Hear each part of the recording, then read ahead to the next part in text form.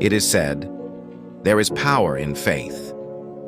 But the true realization of that power can only be understood by someone who has lost all hope, someone who has been submerged in the deepest pain and despair, yet still carries a spark of hope somewhere inside, a last flicker of faith that might just lead them to the light of life. This is the story of a woman who not only battled a physical disease of bleeding for 12 years, but also endured the emotional pain of rejection and isolation. Her body was wasting away, and her soul was equally drained. For 12 years, she had suffered in silence. She had tried everything, medicine, treatments, all in vain. And yet, her condition worsened, and with it, her hope. The disease not only drained her physically, but it also isolated her from society. She was considered unclean and unworthy to be touched or approached.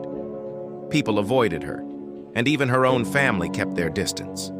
She had spent all her wealth seeking help, yet there was no cure. But amidst her suffering, one thing remained: faith. One day, she heard the news.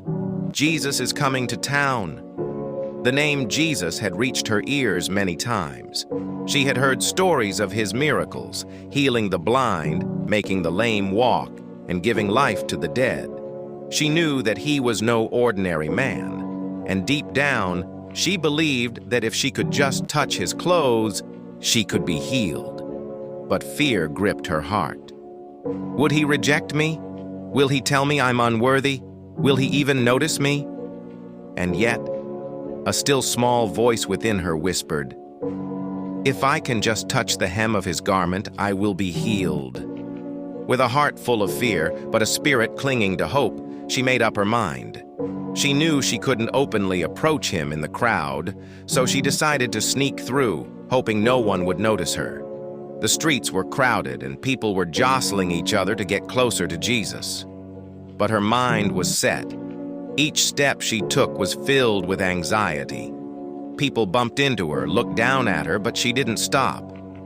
Every part of her was exhausted, every part of her was terrified, but there was something inside her that kept pushing her forward.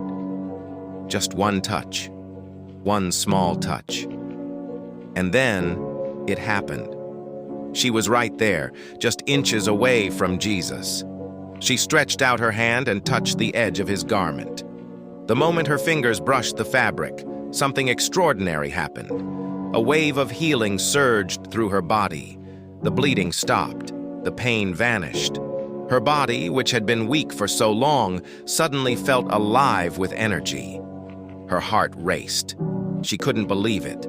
She felt a peace wash over her, as if all the broken pieces of her life had come together in that one miraculous moment. Tears filled her eyes, but they weren't tears of sorrow anymore. They were tears of gratitude. But the story doesn't end there. Jesus suddenly stopped. He turned and asked, "Who touched me?" The disciples, puzzled, said, "Master, there are so many people around you, everyone is touching you." But Jesus replied, "No, someone touched me with faith. I felt power go out of me."